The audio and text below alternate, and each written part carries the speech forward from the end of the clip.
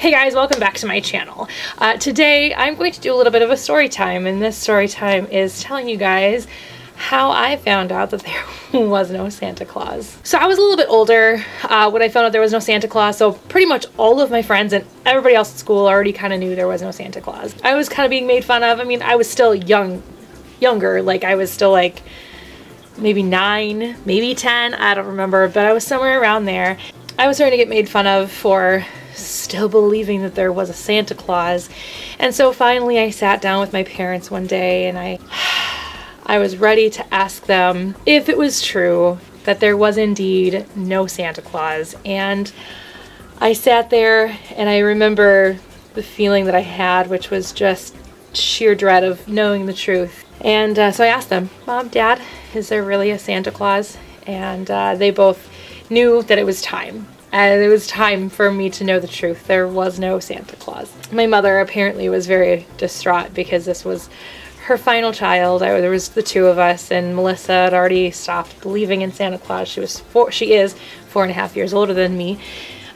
So they knew that this was it, that this was the last time that they would ever be able to have this kind of magic in their home again. Except for the fact that, you know, I've got nieces and a nephew, but that's neither here nor there. They finally took their moment of being sad about losing that piece, and they said, no, sweetheart, there is no Santa Claus. They were expecting, you know, theatrics. I was a very animated child. I'm still a very animated adult, but I was a very animated child.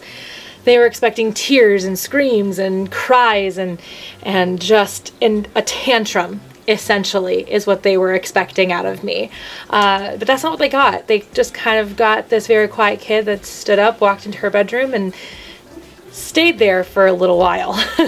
After some time, apparently I came out of my bedroom. I don't actually remember this part. I remember the beginning and I remember the very end, but I don't remember disappearing for about 20 minutes, apparently.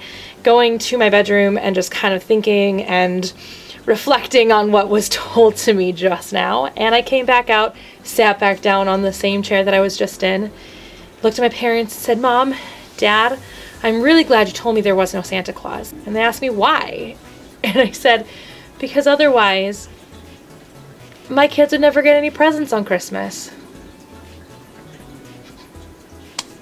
So instead of being distraught and upset, I was very adult about it, actually. It was very strange, being so young and just kind of understanding. And it was funny because then my parents actually gave that story to, not gave it, apparently they paid you for it, but they gave that story to Reader's Digest.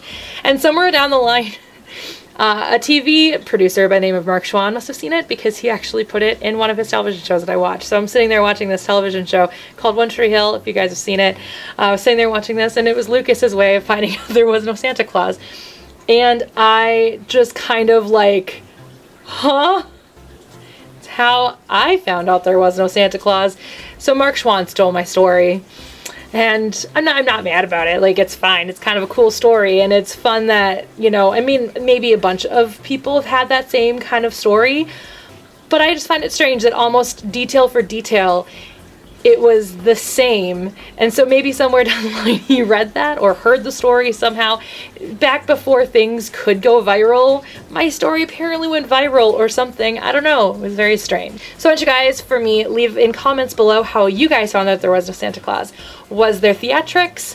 Were you understanding? Do you have the same story as me? Because maybe then Mark Schwann didn't steal the story from me.